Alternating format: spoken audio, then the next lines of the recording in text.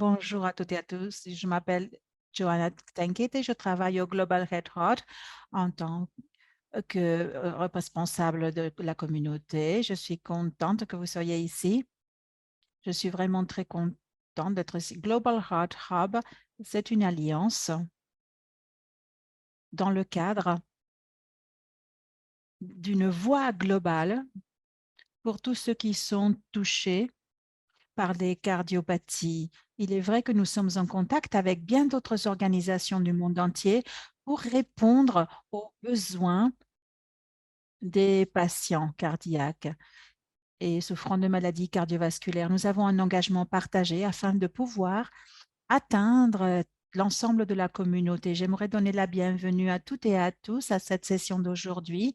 Nous allons parler de l'autonomisation des patients. Comment est-ce que les patients peuvent se défendre et devenir autonomes? Je dois dire que nous disposons d'interprétations simultanées dans différentes langues.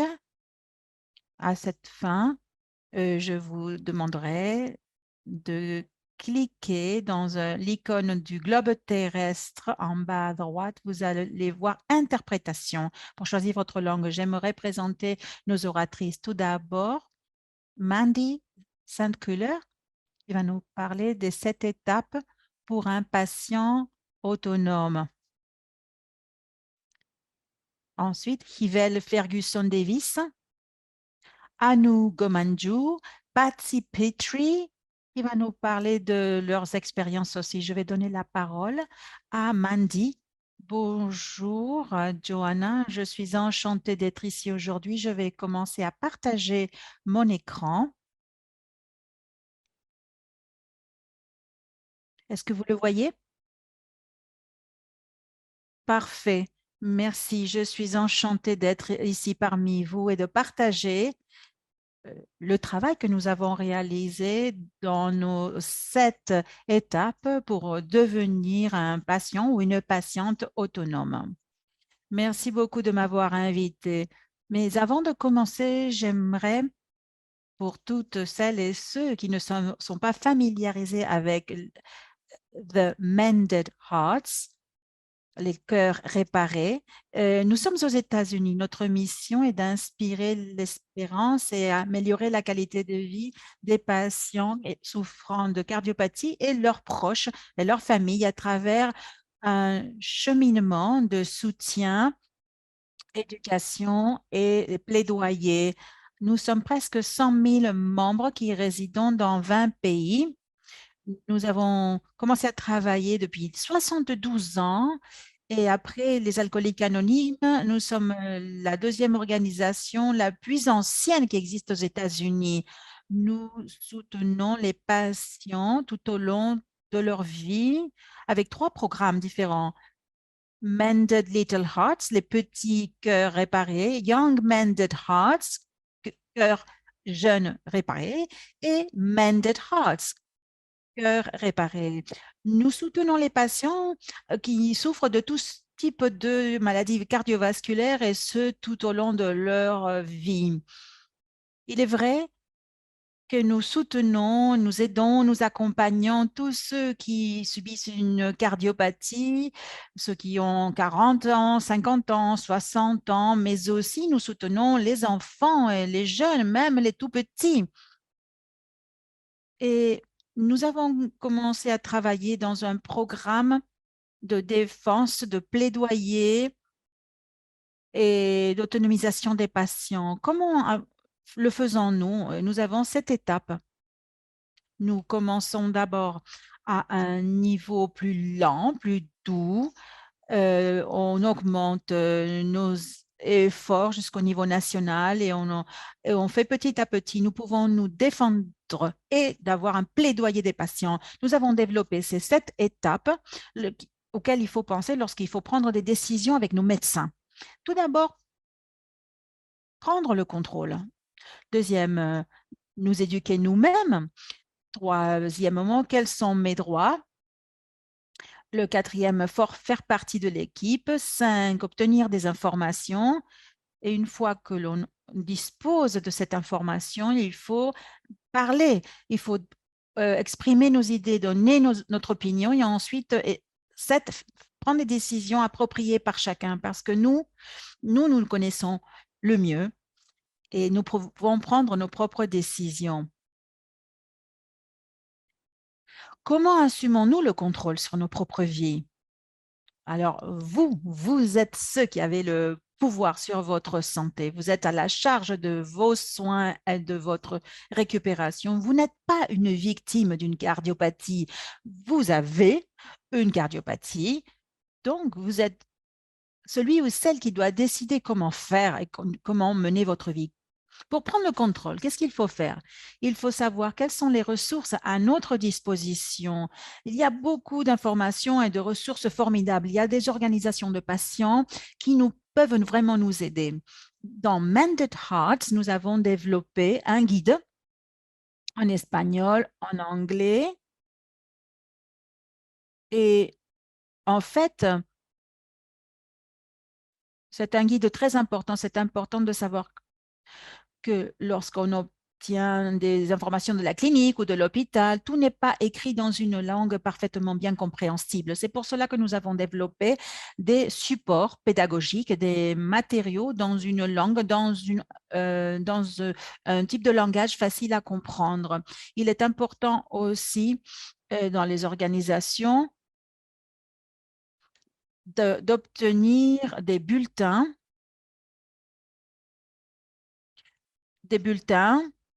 Et ensuite, nous avons des campagnes de sensibilisation, des campagnes de plaidoyer. C'est important de nous joindre à ces organisations de patients. Nous pouvons aussi suivre Mended Hearts et les autres organisations dans les sites des réseaux sociaux ou aller dans les sites web et la recherche. Une bonne chose des réseaux sociaux, c'est que tout le soutien qu'il nous faut est disponible sur des blogs, sur Facebook ou d'autres lieux.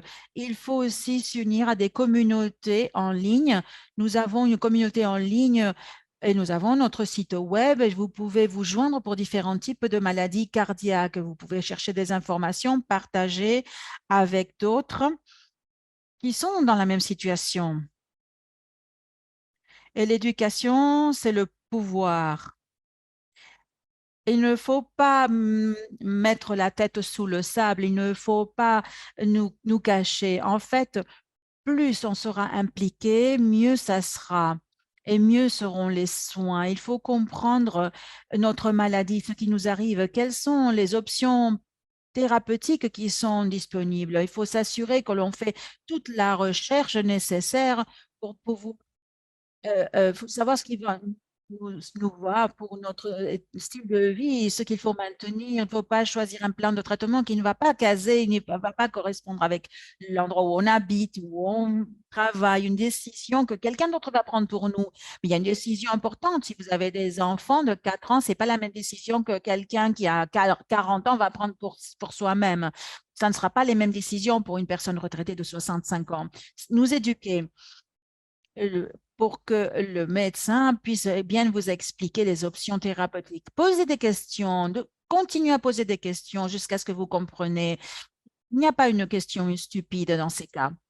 Les professeurs sont peut-être pas d'accord avec ça, mais en fait, nous, au niveau avec les soignants, avec les médecins, il faut toujours poser des questions et aussi demander des ressources en ligne ou sur papier avant d'aller en consultation. Vous êtes bien informé, c'est mieux pour tout le monde. Il y a d'autres intervenants qui vont nous parler des trucs et astuces et des pistes qui peuvent vous aider à chercher de l'information. Mais c'est important de prendre des notes, c'est important. Ne laissez pas seulement ces informations dans un tiroir chez vous. C'est important que vous ayez une information lors de la consultation. Connaissez vos droits. Vous êtes la personne qui prend la décision en ce qui concerne votre corps. Et vous avez des droits. Vous avez des droits qui doivent être respectés.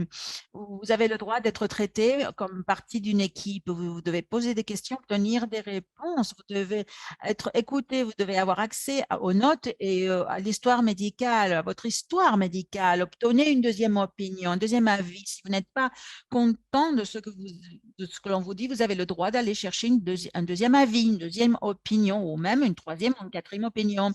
Vous pouvez suggérer des alternatives. Par exemple, il peut y avoir des traitements, multiples médications, multiples thérapeutiques. Il faut parler avec votre médecin. Il faut que vous vous sentiez confiant. Vous faites partie d'une équipe.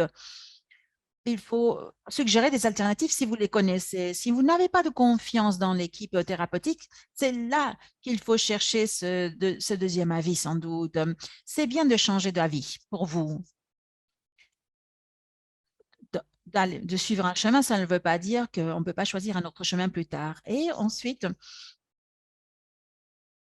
il y a des décisions pour lesquelles vous n'êtes pas d'accord. Trouvez quelqu'un qui va vous aider pour faire appel de ces décisions. Quelqu'un à l'hôpital peut peut-être vous aider pour choisir un chemin différent à un moment donné. Ça, c'est mon chien. La meilleure partie, c'est faire partie d'une équipe. Ça, c'est la quatrième étape, faire partie active de l'équipe thérapeutique. Je sais que on pense que les médecins ont des années d'expérience, ils doivent connaître tout cela, ils doivent avoir toute l'information, mais ils ne vous connaissent pas. Vous, vous connaissez mieux que personne, mieux que les médecins.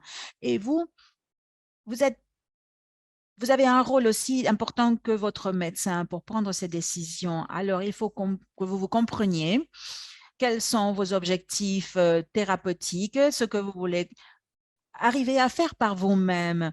Vous vous comprenez mieux, vous savez comment est votre vie quotidienne. Il faut considérer tout cela.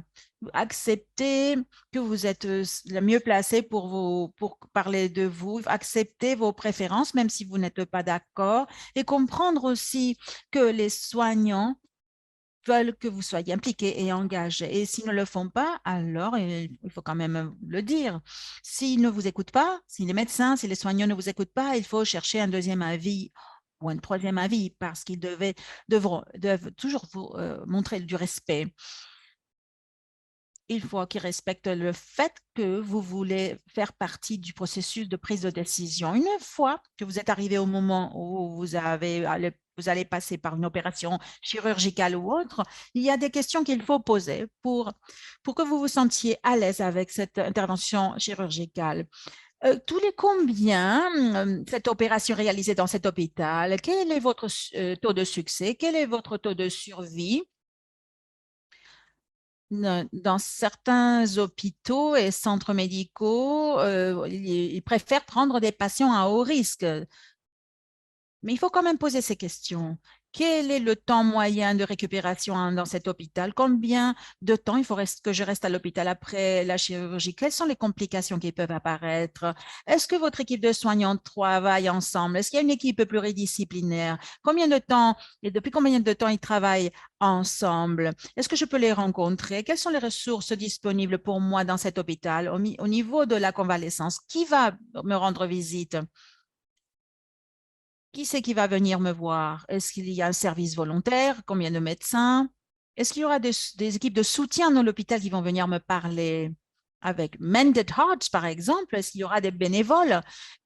Il faut comprendre exactement ce qui va vous arriver quand vous serez à l'hôpital pendant la chirurgie et après.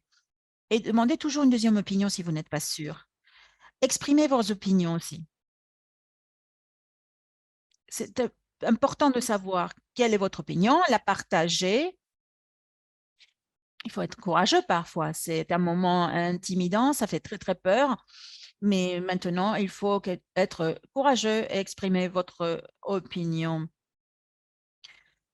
Parce que les personnes qui sont là pour vous aider, les soignants. Il faut être respectueux, mais vous exprimez, obtenez la réponse que vous souhaitez. Et lorsque vous faites du plaidoyer pour vous-même, lorsque vous défendez vos droits, lorsque vous devenez un patient autonome, qu'est-ce que l'on fait d'habitude avec notre famille? On va aussi défendre les gens de notre famille, on va se défendre nous et notre famille et obtenir du soutien. Chercher des groupes de patients comme Mended Hearts parce que c'est important que ces personnes puissent aussi partager vos opinions et exprimer ce que vous avez à dire. Il y a aussi d'autres questions qui sont importantes pour vous rendre autonome. Voilà les questions que les personnes devraient avoir lorsqu'on rentre dans la consultation, dans le cabinet du médecin pour faciliter la communication. Voilà les questions que vous pourriez noter. Bien sûr, vous êtes devant le médecin. je dois être respectueuse et savoir quelles sont mes options de traitement, quels sont les risques et les bénéfices de chaque option thérapeutique, qui sera la meilleure personne pour réaliser ce traitement, qu'est-ce qui se passe si je choisis de ne pas passer par ce traitement, parce qu'il y a des personnes qui ne veulent pas faire ce choix. Euh, Comment savez-vous si je peux me payer ce traitement? Aux États-Unis, c'est un problème très grave parce qu'il y a beaucoup de gens qui n'ont pas d'assurance médicale. C'est très cher. Et dans d'autres pays du monde, c'est la même chose. C'est important.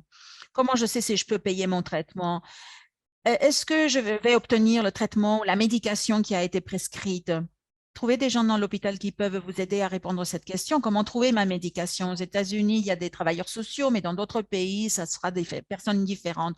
Demandez qui peut vous aider par rapport à ces questions sur le traitement médical. Quel type de changement dans mon style de vie que je dois faire après une opération, par exemple?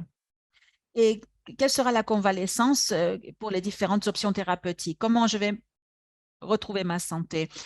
Par exemple, il y a des traitements pour les valves. Et en 2 jours, on peut sortir de l'hôpital, mais pour d'autres opérations, c'est plus long. Il faut demander. Et ici, on a une idée générale de la description de ce que cela veut dire. Quel est ce processus de prise de décision partagée? D'abord, comprendre. C'est la première étape. C'est important de connaître notre maladie, comprendre les options thérapeutiques disponibles, quels sont les traitements disponibles, et avoir du temps pour considérer ces choix. Il ne faut pas aller trop vite, il faut prendre son temps. Est-ce que vous avez pu poser les questions? Est-ce que vous avez obtenu les réponses? Et enfin, est-ce que vous êtes soutenu dans vos décisions? Avez-vous la confiance? Sentez-vous à l'aise? Êtes-vous confiant et confiante avec vos décisions? Pensez à tout cela, ces 6 éléments qui sont super importants, de la même manière que les 7 étapes que j'ai citées tout à l'heure. Ces premières étapes sont toujours les plus difficiles, mais tant qu'on n'a pas fait ces pas, la notion de progrès et d'évolution est une notion et pas une réalisation, ce n'est pas une réalité.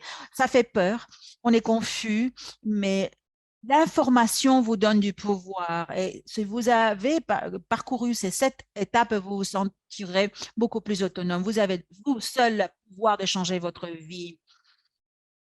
Nous allons entendre l'histoire de ces femmes puissantes qui viennent de faire, justement, qui viennent de suivre ce cheminement et qui ont pris le pouvoir, qui sont des patientes autonomes. Je vais terminer ici et je vais vous laisser la parole à toutes les autres intervenantes. Merci beaucoup. Mandy, c'est une excellente présentation des différentes étapes. C'est bien d'avoir pu partager cela avec nous toutes et nous tous. Je suis enchantée de présenter les 4 défenseuse des droits du patient. On va nous parler du cadre que Mandy vient de nous présenter, mais ces présentatrices ces patientes vont va vous donner des pistes, des conseils, des trucs et astuces pour être un patient ou une patiente autonome. Je vais donner la parole à notre intervenante suivante. Ah, les 3 sont là. Très bien. Je peux commencer avec Yvel. Est-ce que tu peux te présenter et partager ton expérience en tant que patiente qui défend ses droits? C'est essentiel d'être dans les panels, surtout si une patiente navigue pour la première fois. Et je suis très honorée d'être ici. Je m'appelle Hivel Ferguson David. J'ai eu un infarctus et je suis en fait 4 attaques à 41 ans. J'étais très impressionnée. J'étais très seule. J'ai trouvé une équipe pour m'aider à naviguer. J'ai trouvé une voie. Une fois que j'ai commencé à trouver ma voie, les membres de ma communauté n'avaient pas l'information que moi j'avais. Alors, je pense que c'est ma mission dans la vie, c'est sensibiliser surtout la communauté noire américaine pour savoir comment obtenir notre voix.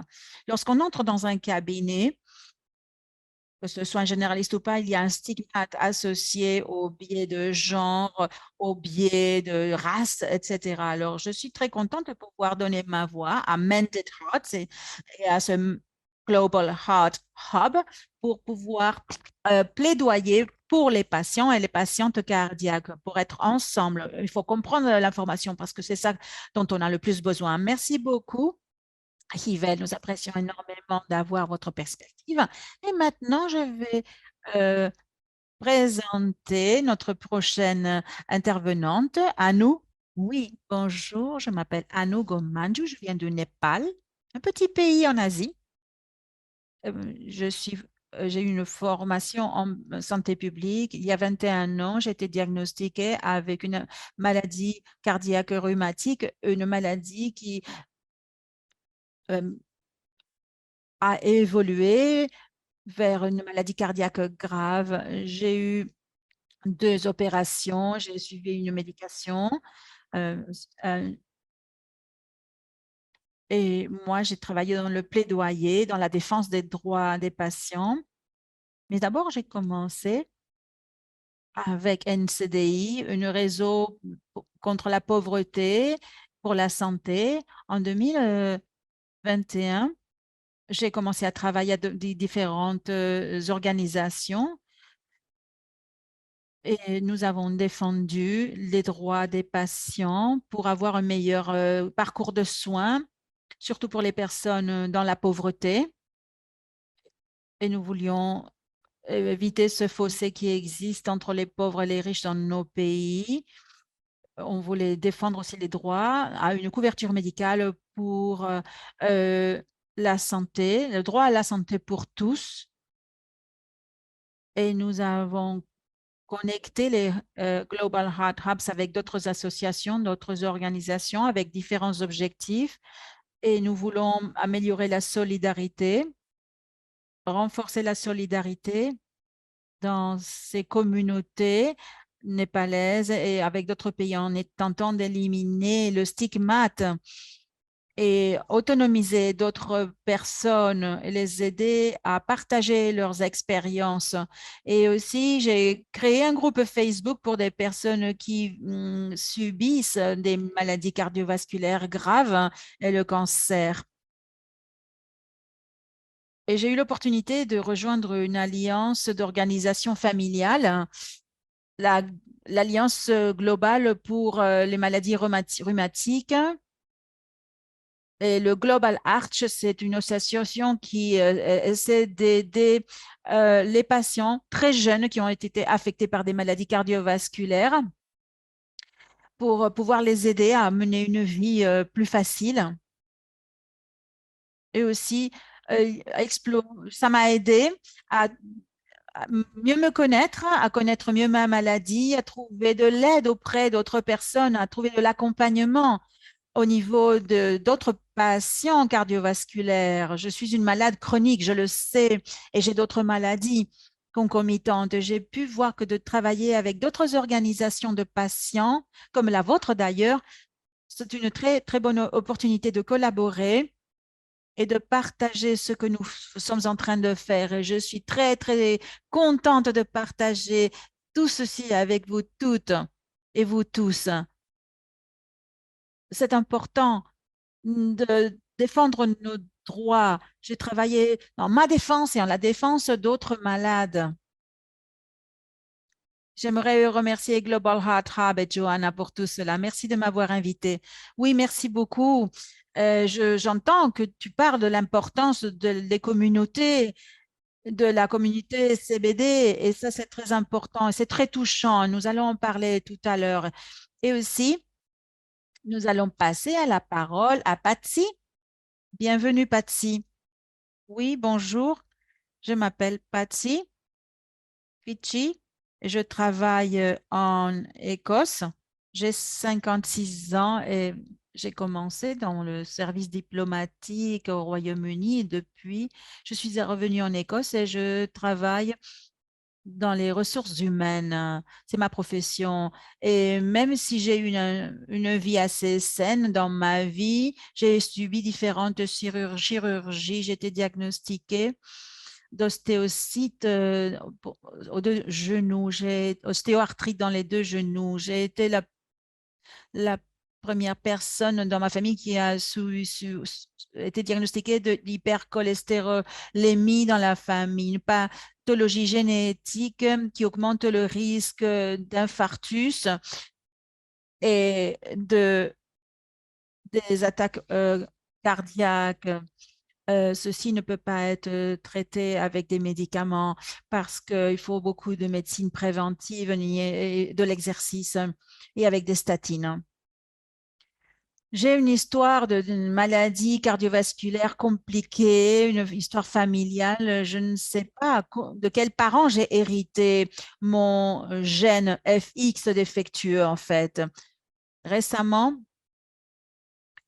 j'ai vu qu'il y a eu des impacts assez forts dans ma famille, mais un diagnostic aurait pu nous aider à améliorer la santé de moi-même et de ma famille. J'ai eu beaucoup de luttes, beaucoup de combats. C'est une un mal invisible.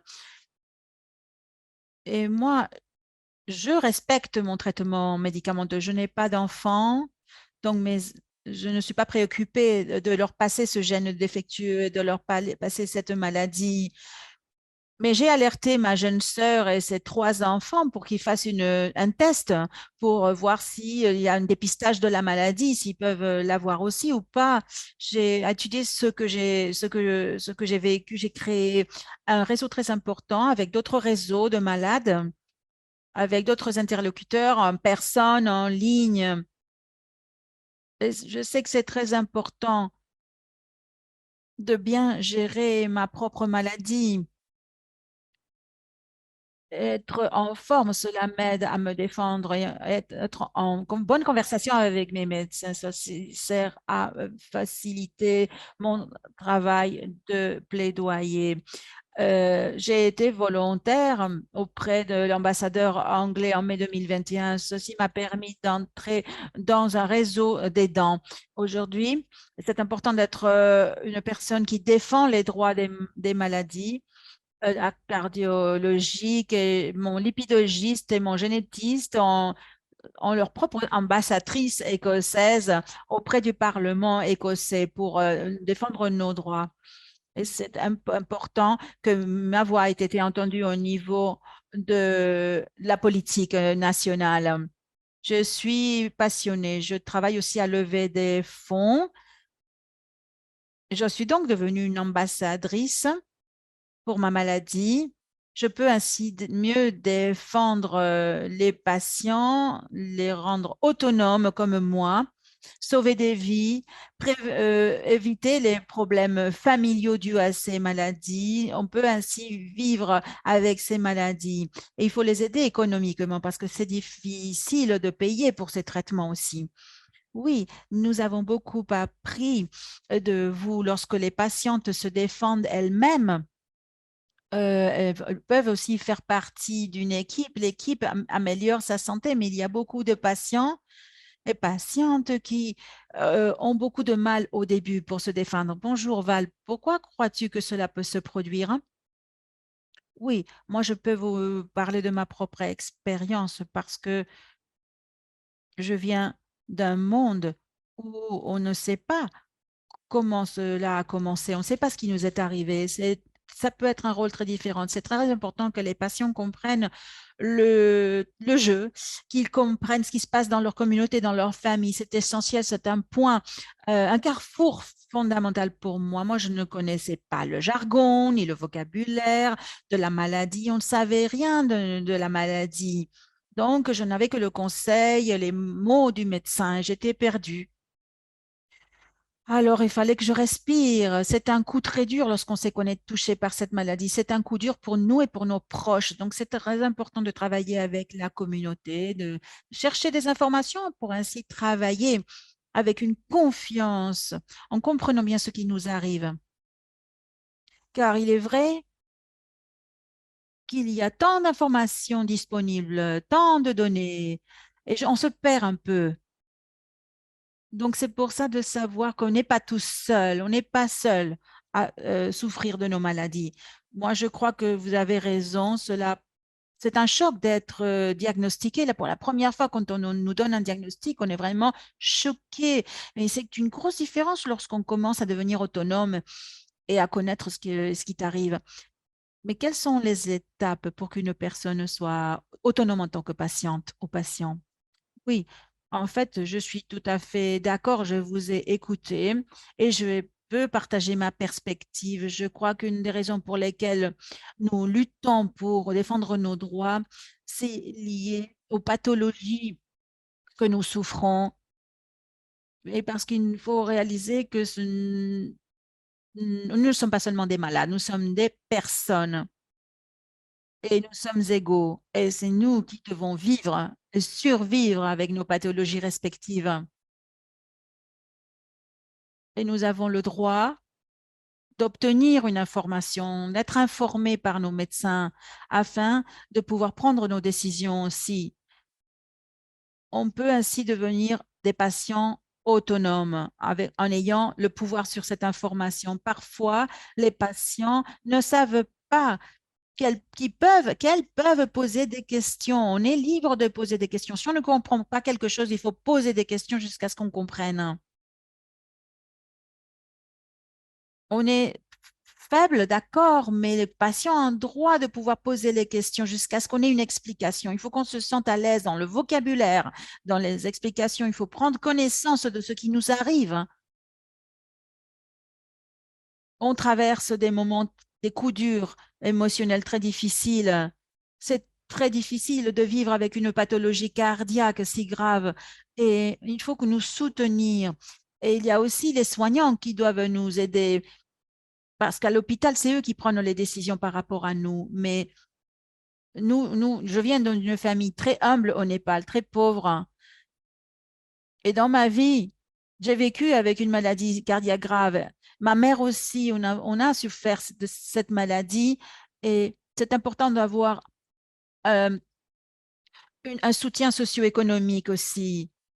Il faut pouvoir avoir accès aux ressources et aux traitements. C'est très important. Je suis d'accord avec toi. Il y a des personnes qui ont un accès aux ressources et d'autres n'ont pas d'accès.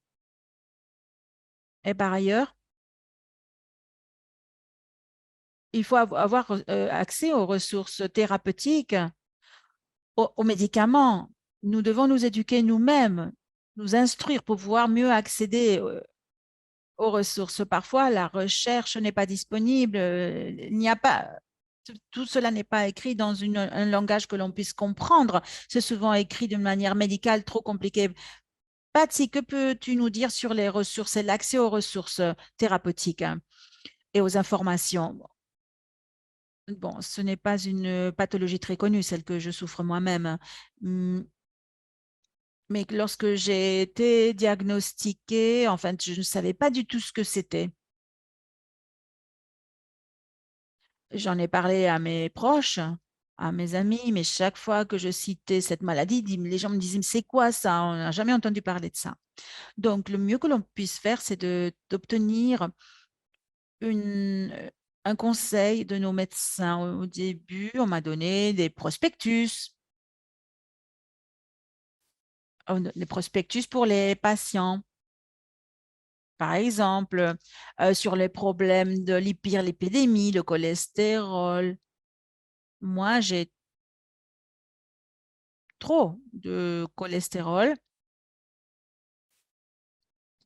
et j'ai pu obtenir davantage d'informations sur ma maladie. Je travaille avec d'autres organisations, d'autres personnes qui subissent mes mêmes symptômes. Moi, j'ai un excès de cholestérol, hyperlipidémie, c'est ma maladie. Et j'ai beaucoup étudié en ligne.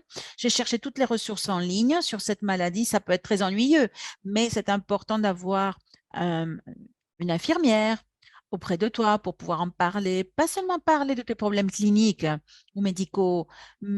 C'est important de recevoir un conseil de soins, comment mieux vivre avec ton diagnostic, comment mieux vivre avec ta maladie. C'est possible.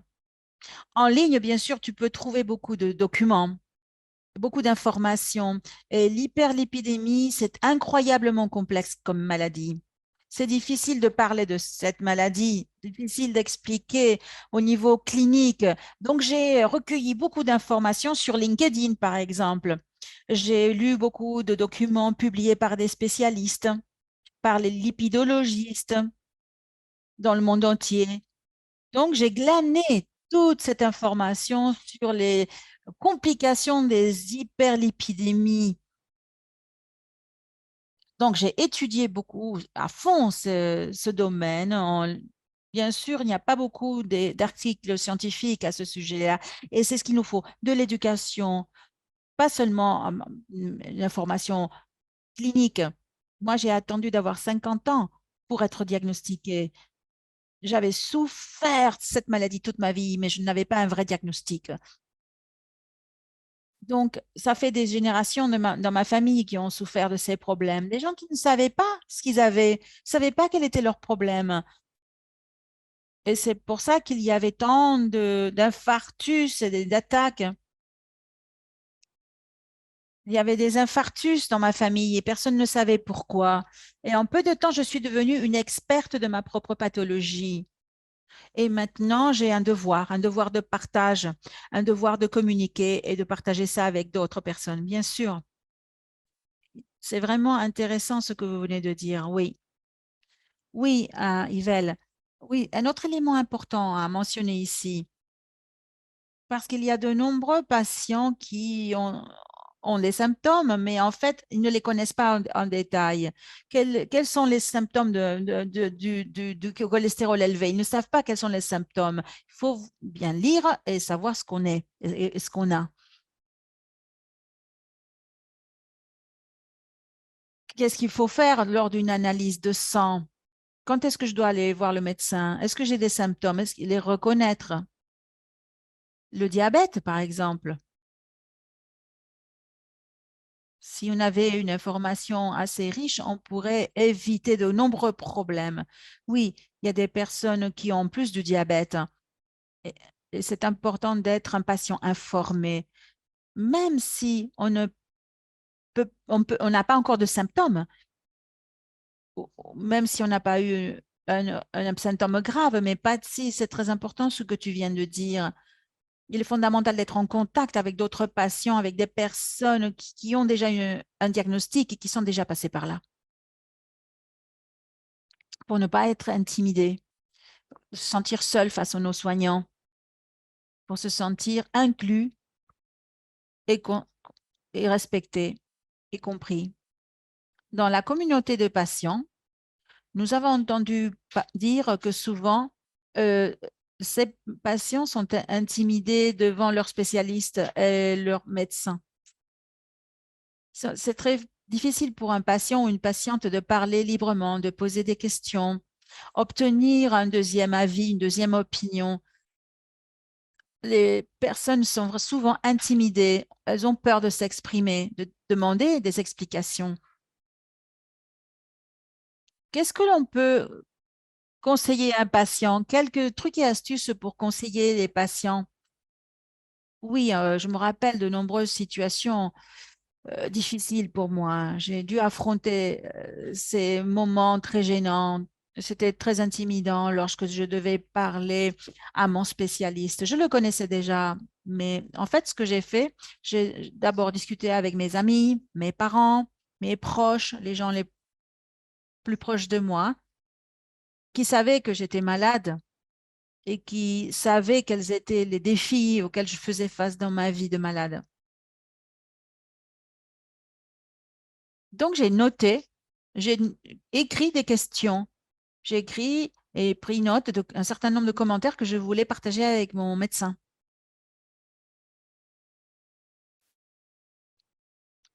Donc, j'ai demandé des explications additionnelles à mes médecins. Et je voulais qu'ils me l'explique, même avec des dessins, avec des photos. Cela m'a beaucoup aidé à comprendre. Et le médecin a pu m'expliquer les traitements possibles, parce qu'il y avait beaucoup de traitements que je ne connaissais pas. Et donc, je demandais des informations pratiques.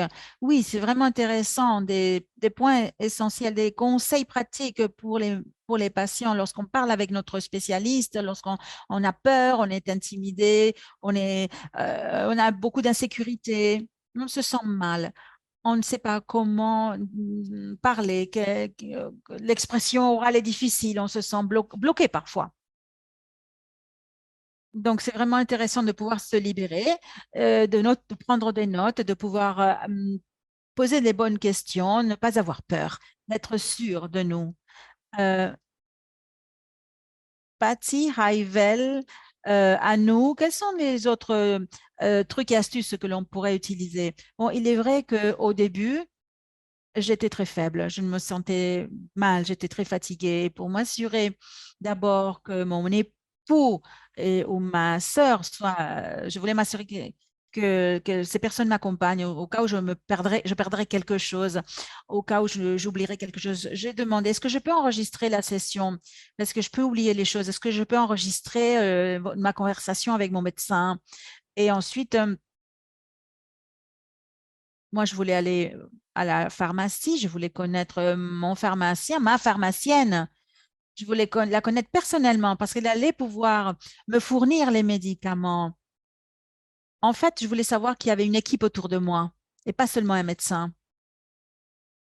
Et d'une certaine manière, nous devons avoir une communication fluide. C'est essentiel d'être informé, au courant, parce que sinon, on se sent un peu désespéré. Il faut gagner en confiance, en estime de soi, nous sentir à l'aise dans le jargon, avoir confiance en nous-mêmes. Ça, c'est pour moi le maître mot. Et il est vrai que lorsque on a peur, on se sent intimidé, il faut comprendre que c'est normal. C'est normal, on est des patients, on a peur, mais ensuite on peut revenir en arrière et recommencer. On se sentira mieux la prochaine fois. Il faut quand même essayer. C'est un long combat de toute la vie. Comme tu disais, c'est important d'être accompagné, d'être d'être accompagné par une personne de ta famille face à ton médecin. Cette personne peut te soutenir pendant ces moments difficiles. Et jusqu'à présent, on a parlé de patients qui viennent d'être diagnostiqués. C'est le moment du choc. Mais il y a un itinéraire tout au long de la vie pour les patients. Il y a de nombreux patients et patientes qui ont des pathologies rares. Et ces patients souhaitent connaître exactement ce qui leur arrive, et être à jour et connaître toutes les avancées qui se produisent pour ces maladies. Nous savons qu'il y a beaucoup de patients qui n'aiment pas, il y a beaucoup de médecins, pardon, qui n'acceptent pas que les patients aient plus d'informations qu'eux-mêmes. Il y a beaucoup de médecins qui n'aiment pas les patients trop informés. Qu'est-ce qui se passe lorsque te trouves face à un médecin de ce type qui ne veut pas que tu saches? Alors, moi, je fais des révisions de mes examens tous les ans pour analyser mon niveau de lipides, mais tout au long de l'année, je lis sur les recherches et les avancées qui sont réalisées dans le cadre de ma pathologie. Il peut y avoir de nouveaux traitements qui n'est pas encore disponible parce que c'est encore dans le cadre de la recherche, mais j'aime parler de cela avec mes médecins parce que j'ai le temps de lire sur ma maladie. Et le Service national de santé peut aussi s'intéresser pour ces nouveaux traitements. La connaissance, c'est du pouvoir. Et mieux et plus on saura sur nos pathologies, sur les symptômes, mieux ça sera, même s'il y a des médecins qui ne sont pas d'accord. Je sais que ma pathologie est incurable pour l'instant, mais elle peut être gérée avec des médicaments. Il y a un traitement, cela ne sera pas toujours parce qu'il y aura des thérapies géniques ou des traitements à l'horizon qui vont un jour pouvoir réparer mon gène défaillant. On espère beaucoup de la recherche génétique, de pouvoir parler avec ton thérapeute, le fait de pouvoir construire une relation fluide avec tes médecins, avec ton spécialiste, ça c'est fondamental. Mon lipidologiste, c'est beaucoup sur ces maladies. Le généticien aussi. Les gens dans Heart, Royaume-Uni, il y a beaucoup de spécialistes dans ces associations nationales. Donc, c'est bien d'être en contact avec ces personnes. C'est des personnes qui t'accompagnent, qui peuvent bien te guider. Être en contact avec les experts, c'est important parce qu'on a des maladies rares. Oui, Yvel, j'aimerais ajouter quelque chose. Oui, les femmes ayant des pathologies cardiaques, ben, il y en a beaucoup, mais souvent, il y a des pathologies nouvelles. Il y a des médecins qui ne savent rien sur les problèmes microvasculaires, par exemple.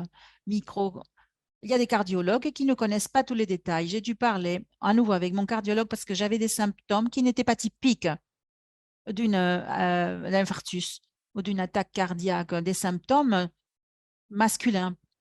Et il y a beaucoup de caractéristiques et de spécificités de la maladie cardiaque féminine. Oui, parfois on est mal à l'aise dans une situation où il faut éduquer ton propre spécialiste qui ne connaît pas tout.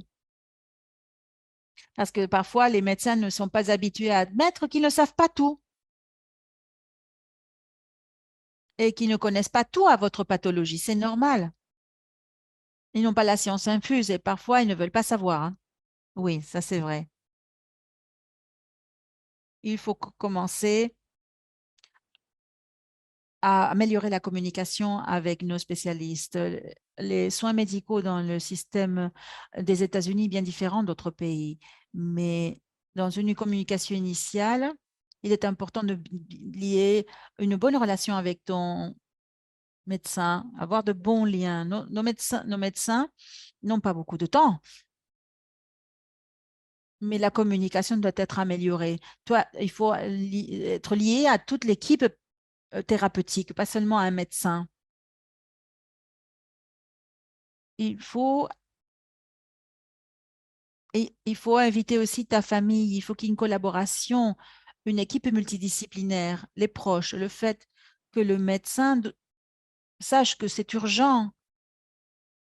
Et il faut aussi connaître, par exemple, la réceptionniste, la secrétaire. Il faut connaître les autres personnes. Oui, en vérité, c'est une responsabilité partagée entre l'équipe, le patient et les membres de l'équipe soignante. C'est pas la responsabilité d'une seule personne. Il faut garder une bonne relation entre le patient et le médecin. Il faut être considéré, respecté. Il faut comprendre la situation de l'un et de l'autre. Oui, bien sûr. Cela me fait poser la dernière question de la soirée. Il y a des patients, malheureusement, qui doivent gérer des situations très négatives avec leur propre médecin parce qu'il y a des médecins qui refusent certains symptômes, qui vous disent, vous n'avez pas ça. Comment est-ce que vous conseilleriez un patient qui fait face à un spécialiste qui lui dit, nous parlons de choses différentes, vous ne comprenez pas? Ah, bon, comme j'ai dit, le système de santé en Amérique, c'est différent, mais je peux vous dire que je fais face à différents médecins qui n'ont pas voulu de moi parce qu'en fait, moi, je n'étais pas d'accord avec eux et eux ne voulaient pas s'occuper de moi. C'est important que nous disposons de droits en tant que patient et qu'on a le droit de changer de médecin. Et si on n'a pas confiance, c'est pas la peine. Il faut être reconnu. Si on nous dit non, vous n'avez rien, mais si vous n'êtes pas, vous ne sentez pas respecté, si vous pensez que le médecin ne respecte pas vos besoins, ne répond pas à vos questions, il faut être en contact avec une association, avec une communauté. S'il n'y a pas de bonne communication, si vous ne vous sentez pas en confiance avec votre médecin, il faut changer. Cela va contre votre évolution médicale. C'est pour cela qu'il faut savoir nous défendre, nous, en tant que patients d'abord, et ensuite être soutenu par des groupes de soutien et d'accompagnement. Cela, c'est vrai. Dans la communauté de patients, on parle beaucoup des peurs, des craintes. On ne veut pas être étiqueté comme des patientes à problème.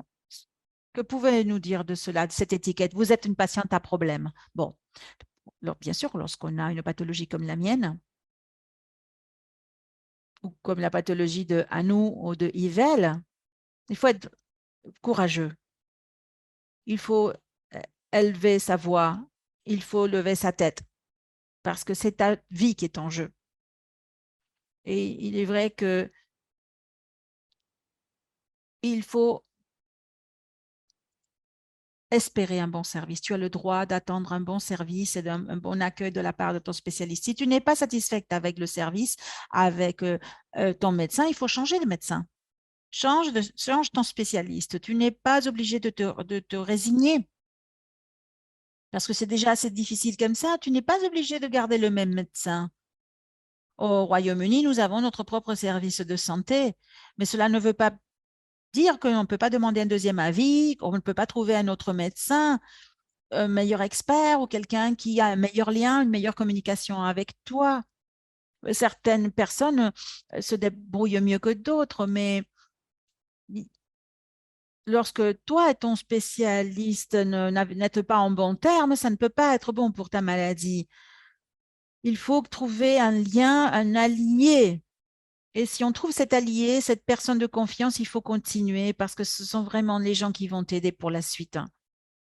Oui, je vous entends parler de l'importance d'avoir une bonne relation avec votre spécialiste, avec votre médecin, qui soit une personne qui vous voit comme une personne, pas comme un patient à problème, ni même comme un patient tout court. Ce que j'aimerais aborder aussi, le fait que le patient soit seul souvent. C'est un parcours du combattant. Cela ne doit pas être une charge. Vous ne devriez pas vous sentir isolé dans ce voyage thérapeutique. Quel conseil donneriez-vous à un patient ou une patiente qui a des problèmes de santé mentale? Comment l'aider? Oui, alors ce que j'aimerais évoquer ici, dans ce sens, c'est l'importance de la communication, toujours de la communication. Nous devons mieux communiquer avec nos spécialistes, nos médecins, les soignants, nos proches, nos amis, la communauté en général. Si nous n'avons pas un réseau autour de nous, une communauté, il faut créer ces liens. Je vais vous donner l'exemple, comment j'ai communiqué avec les gens qui travaillaient avec moi, les gens qui ne connaissaient pas ma pathologie, ni les complications auxquelles je devais faire face, parce que j'avais des palpitations, j'avais des problèmes au niveau du cœur et ces personnes ne connaissaient rien à ma pathologie. J'ai dû les informer. Je leur ai dit, parfois, à cause de ma maladie, je dois faire une pause, parfois je dois aller à l'hôpital parce que j'ai des complications. Il faut que ces personnes comprennent ce qui m'arrive.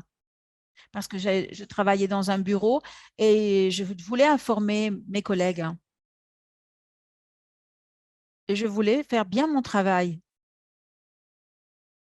Et aussi, pendant mes études, je devais informer les gens autour de moi de mes problèmes. Et cela m'a aidé. Cela m'a aidé à accepter ma propre pathologie.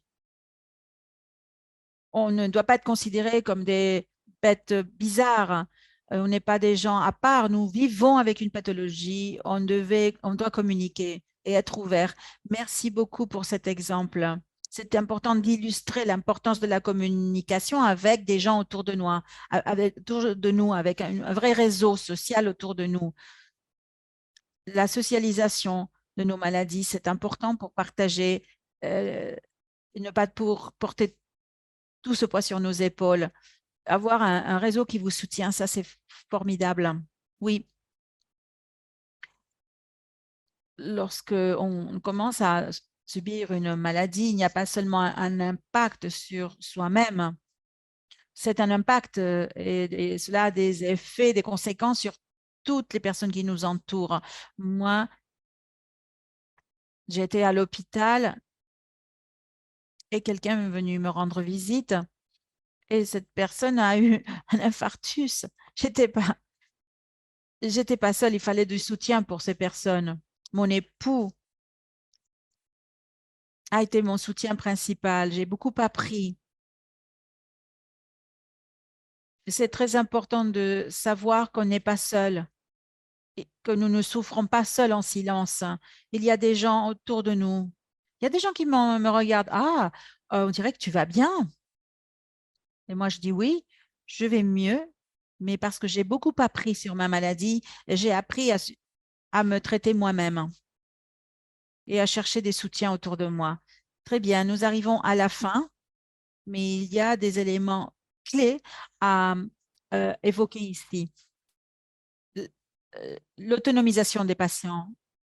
J'aimerais poser une question. Quels sont les avantages et les bénéfices que vous avez trouvés lorsque vous êtes soutenu vous-même et les autres personnes? Moi, je ne me sens pas toute seule avec ma pathologie. Je fais partie d'une communauté de patients et de médecins, des gens qui comprennent cette pathologie. Je me sens soutenue, épaulée par les personnes qui m'entourent et par les organisations auxquelles j'appartiens et les associations. Je crois que je peux écouter d'autres personnes aussi. J'ai un but dans ma vie. Je vois un horizon devant moi. Je vois que nous avons une action positive à mener dans le domaine des maladies cardiovasculaires. Il y a des avancées très importantes. Il y a des signes qu'il y aura bientôt des thérapies géniques innovantes qui pourront vaincre ces maladies. Et c'est ce qui me motive aujourd'hui.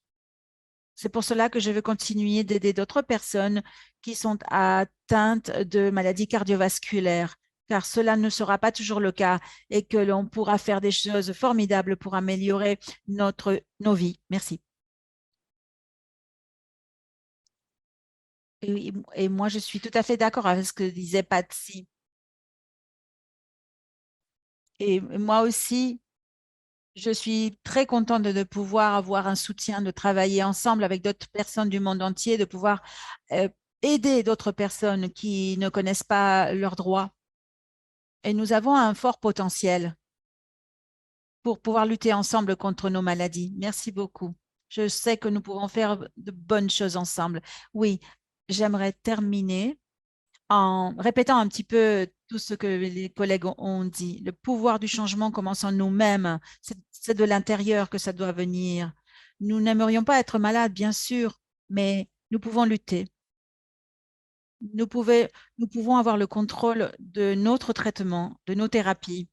Chaque jour, chaque jour est un cadeau pour nous qui sommes gravement atteints, mais nous pouvons vivre mieux et aider tant d'autres personnes à se sentir mieux. J'aimerais ajouter quelque chose.